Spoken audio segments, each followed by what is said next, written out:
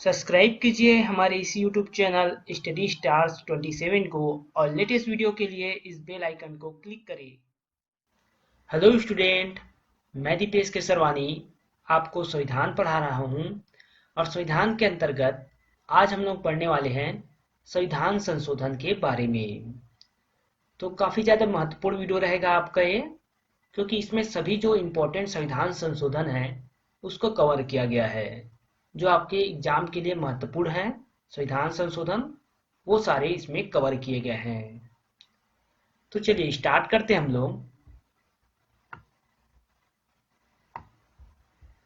तो देखिए, संविधान संशोधन जो है उसके बारे में अनुच्छेद 368 में बताया गया है। अनुच्छेद 368 काफी महत्वपूर्ण है, क्योंकि इससे एग्जाम में क्वेश्चन हमेशा पूछे जाते हैं। देखिए आप यहाँ पे संविधान संशोधन जो है वो 3 प्रकार से हो सकता है। कैसे कैसे होता है संविधान संशोधन, उसके बारे में हम लोग सबसे पहले देख लेते हैं। तो पहला है साधारण बहुमत से। तो साधारण बहुमत कहने का मतलब जितने जो सदन में सदस्य हैं उनमें से 50% से अधिक सदस्य ने अगर उसके पक्ष में मतदान दे दिया तब वो प्रस्ताव पारित हो जाता है। तो देखिए, सदन में उपस्थित एवं मतदान में भाग लेने वाले सदस्यों के साधारण बहुमत से, कहने का मतलब वही हुआ, सदन में जितने भी सदस्य उपस्थित हैं उसमें से 50% से अधिक सदस्यों ने अगर बहुमत दे दिया तो वो पारित हो जाता है। तो साधारण बहुमत से संविधान संशोधन होता है। किसमें होता है उसको देख लीजिए। जैसे कि एग्जाम्पल देखिए, नागरिकता संबंधित अगर कोई विधेयक है या प्रस्ताव है तब वो पारित हो जाएगा साधारण बहुमत से।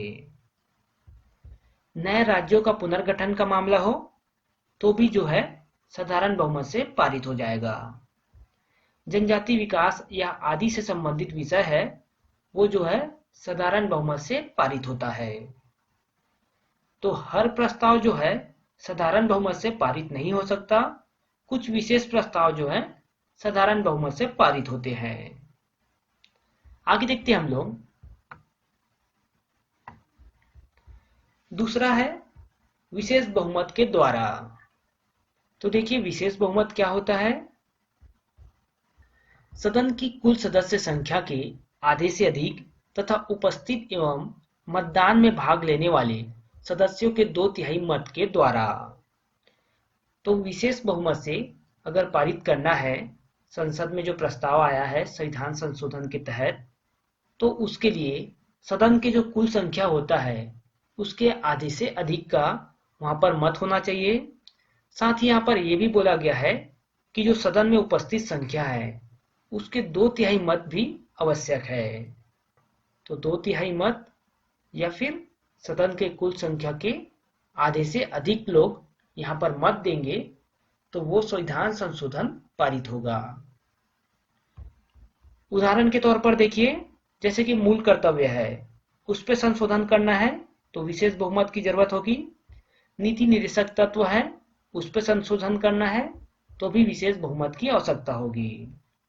तो कुछ चीजों में विशेष बहुमत की आवश्यकता होती है संविधान संशोधन में। आगे देखते हैं हम लोग। तीसरा पॉइंट है आपका विशेष बहुमत भी है चाहिए, साथ में आधे राज्यों से अधिक का विधानसभाओं द्वारा स्वीकृति। तो विशेष बहुमत तो होना ही चाहिए सदन में। साथ ही जितने भी राज्य है भारत में उसमें से आधे से अधिक राज्य का सहमति होना चाहिए उस संशोधन में। तो किस प्रकार के जो प्रस्ताव हैं वो संशोधित किए जाते हैं उसको देख लीजिए। तो उदाहरण है राष्ट्रपति के निर्वाचन प्रणाली या फिर 7वीं अनुसूची में परिवर्तन।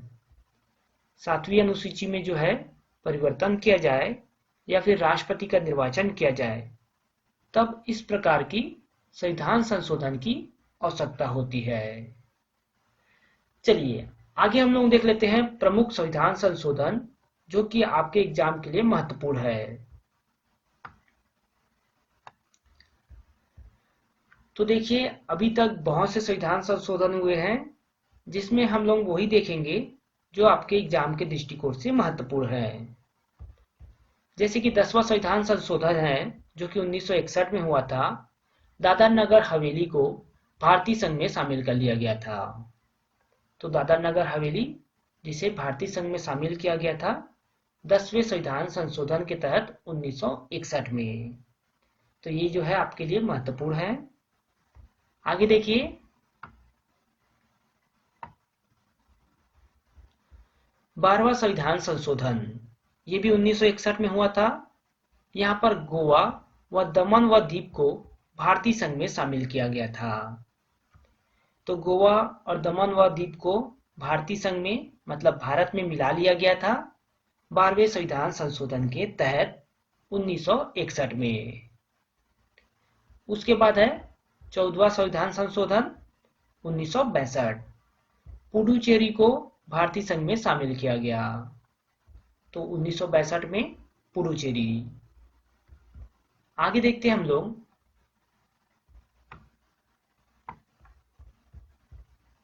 42वां संविधान संशोधन जो कि 1976 में हुआ था और सबसे महत्वपूर्ण संविधान संशोधन है। इसमें 3 नए शब्दों को संविधान के प्रस्तावना में जोड़ा गया था। कौन कौन से शब्द थे? समाजवादी, पंथ निरपेक्ष और अखंडता। 3 शब्दों को 42वें संविधान संशोधन के तहत संविधान के प्रस्तावना में जोड़ा गया था। फिर है संविधान में मूल कर्तव्य को जोड़ा गया था। तो 42वें संविधान संशोधन के तहत संविधान में मूल कर्तव्य को जोड़ा गया था। साथ ही राज्य सूची से समवर्ती सूची में 5 विषयों को स्थानांतरित किया गया था। तो 3 प्रकार की सूचियां होती है, राज्य सूची, केंद्र सूची और समवर्ती सूची। राज्य सूची में कानून बनाने का अधिकार राज्यों का होता है। केंद्र सूची में कानून बनाने का अधिकार केंद्र को होता है और समवर्ती सूची में कानून बनाने का अधिकार राज्य और केंद्र दोनों को होता है। मतलब दोनों मिलकर वहां पर कानून तैयार करते हैं। ये जो होता है आपके 3 सूचियां होती है, राज्य सूची, केंद्र सूची और समवर्ती सूची। तो राज्य सूची से समवर्ती सूची में 5 विषयों को स्थानांतरित किया गया था 42वें संविधान संशोधन 1976 के तहत। चलिए आगे बढ़ते हम लोग।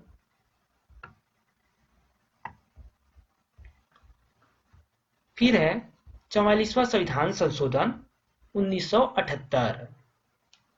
इसके तहत देखिए संपत्ति के अधिकार से संबंधित अनुच्छेद हटाए गए। तो आपके जो संपत्ति के अधिकार का अनुच्छेद था, अनुच्छेद 31, उसको हटा दिया गया और उसे अनुच्छेद 300 का में रखा गया है। तो संविधान संशोधन 44वें के तहत इसे हटाया गया। फिर जो है न्यायालय आपातकाल की घोषणा का पुनरावलोकन कर सकता है। ये प्रावधान जो जोड़ा गया है 44वें संविधान संशोधन के द्वारा जोड़ा गया है। आगे देखते हैं हम लोग। राष्ट्रीय आपातकाल की उद्घोषणा आंतरिक अशांति के स्थान पर सशस्त्र विद्रोह के आधार पर किया जाएगा। तो आंतरिक अशांति को हटाकर सशस्त्र विद्रोह जोड़ा गया है 44वें संविधान संशोधन के तहत। तो ये जो है आपके महत्वपूर्ण संविधान संशोधन है, 44वें संविधान संशोधन और 42वें संविधान संशोधन। फिर देखिए 52वां संविधान संशोधन 1985। दल परिवर्तन के आधार पर निहरता के बारे में उपबंध। जो आपके दल बदल कानून का जो नियम है वो 52वां संविधान संशोधन 1985 के तहत जोड़ा गया है संविधान में। जो दल बदल कानून के तहत जो योग्यताएं हैं उसको। 61वां संविधान संशोधन 1989। वोट डालने की आयु को 21 वर्ष से घटाकर 18 वर्ष किया गया। तो पहले जब वोट डाला जाता था तो 21 वर्ष की आयु में, जो कि 1989 तक था। उसके बाद से अब 18 वर्ष हो गया है। ये जो है इम्पोर्टेंट है, ये आपके एग्जाम में पूछा जा चुका है, तो इसे आप याद रखिएगा। फिर है आपका 69वां संविधान संशोधन 1991। दिल्ली को एनसीआर का दर्जा दिया गया।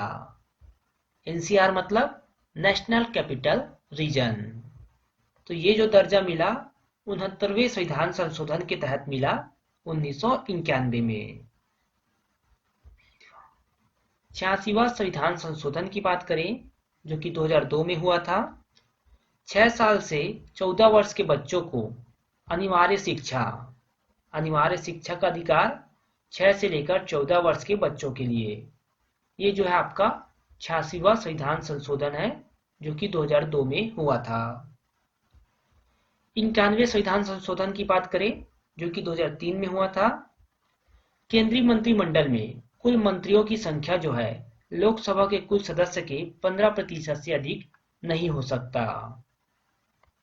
तो मैंने आपको इसके बारे में बताया था जब हम लोग मंत्रिपरिषद पढ़ रहे थे तो, कि केंद्रीय मंत्रिमंडल में जो कुल मंत्रियों की संख्या है वो लोकसभा के कुल सदस्य के 15% से अधिक नहीं हो सकता, मतलब 81 से अधिक नहीं हो सकता।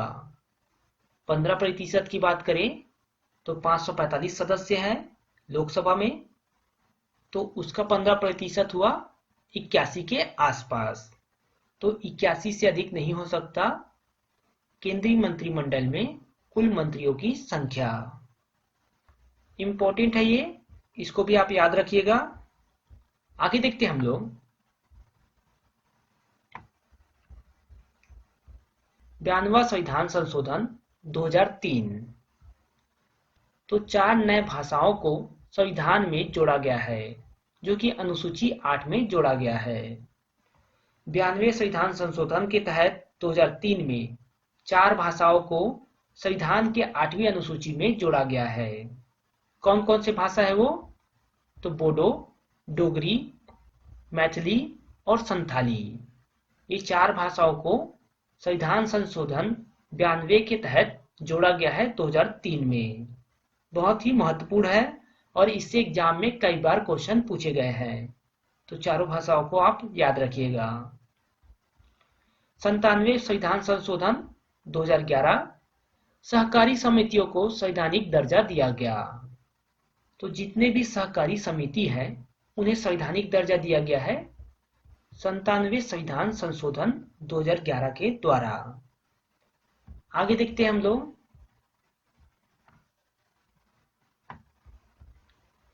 99वां संविधान संशोधन 2014। तो इसके बारे में देखिए, सुप्रीम कोर्ट एवं हाई कोर्ट में जजों की नियुक्ति हेतु राष्ट्रीय न्यायिक नियुक्ति आयोग की स्थापना का प्रावधान किया गया था, जिसे सुप्रीम कोर्ट ने असंवैधानिक घोषित कर दिया। तो यहाँ पर राष्ट्रीय न्यायिक नियुक्ति आयोग की स्थापना का प्रावधान लाया गया था, जिसे रद्द कर दिया गया सुप्रीम कोर्ट के द्वारा, क्योंकि सुप्रीम कोर्ट और हाई कोर्ट के जजों की जो नियुक्ति होती है वो कॉलेजियम प्रोसेस के द्वारा होता है। और इसका मतलब क्या था कि कॉलेजियम प्रोसेस को हटाया जाए और यहाँ पर आयोग के माध्यम से सुप्रीम कोर्ट और हाई कोर्ट के जजों की नियुक्ति की जाए। तो इसे जो है यहाँ पर असंवैधानिक घोषित कर दिया गया। इंपॉर्टेंट है, याद रखिएगा। 99वां संविधान संशोधन जो है असंवैधानिक घोषित हो गया है। आगे देखिए 100वां संविधान संशोधन के तहत 2015 में संविधान की पहली अनुसूची में संशोधन। इससे क्या है, बांग्लादेश को भारत से 111 परिक्षेत्र जो कि 17,160 एकड़ के जमीन है, जबकि भारत को बांग्लादेश से 51 परिक्षेत्र के जो कि 7,110 एकड़ के जमीन है प्राप्त होंगे। मतलब जो है यहाँ पर बांग्लादेश और भारत की सीमाओं का निर्धारण किया गया और यहाँ पर कुछ क्षेत्र जो थे भारत के वो बांग्लादेश को मिले और बांग्लादेश के कुछ क्षेत्र है वो भारत में शामिल किए गए। यह है आपका 100 नंबर का संविधान संशोधन। 101 नंबर के संविधान संशोधन की बात करें जो कि 2016 में हुआ था, वो है आपका जीएसटी से संबंधित। महत्वपूर्ण है। 8 सितंबर 2016 को राष्ट्रपति के हस्ताक्षर के द्वारा पारित किया गया था 101 नंबर का संविधान संशोधन और 1 जुलाई 2017 से पूरे देश में लागू हो गया GST, goods and services tax. तो 1 जुलाई 2017 से पूरे देश में लागू हो गया गुड्स एंड सर्विसेज टैक्स, मतलब जीएसटी। आगे देखते हैं हम लोग।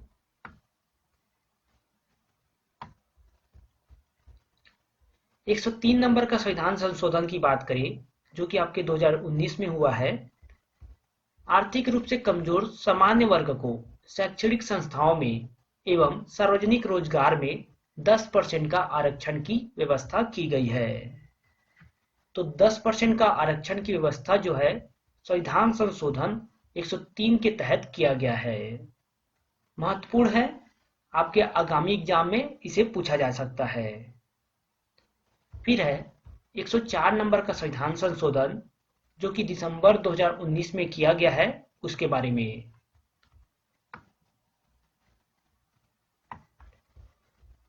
तो देखिए, इसमें अनुसूचित जातियों और अनुसूचित जनजातियों के लिए लोकसभा और राज्य विधानसभाओं में 25 जनवरी 2030 तक सीटों का आरक्षण बढ़ाने का प्रावधान किया गया है।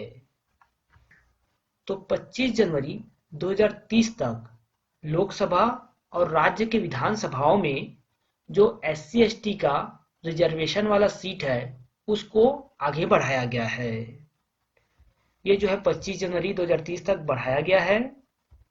पूर्व में इस आरक्षण समय सीमा जो थी वो 25 जनवरी 2020 तक था और अब बढ़कर 25 जनवरी 2030 तक कर दिया गया है। साथ ही इसमें देखिए इंपॉर्टेंट पॉइंट, इस संविधान संशोधन विधेयक द्वारा संसद में एंग्लो इंडियन समुदाय के प्रदत्त आरक्षण को समाप्त कर दिया गया है।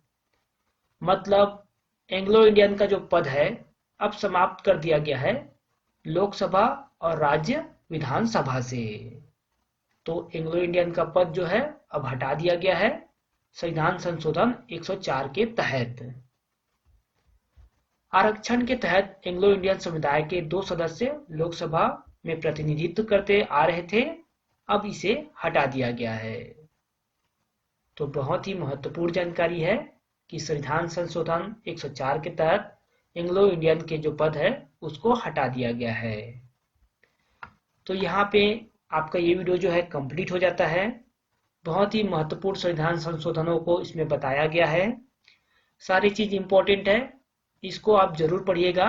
अगर आप कोई भी एग्जाम दे रहे हैं तो इसको आप एक बार जरूर पढ़ के जाइएगा, क्योंकि इससे एग्जाम में क्वेश्चन आने की संभावनाएं बहुत अधिक है।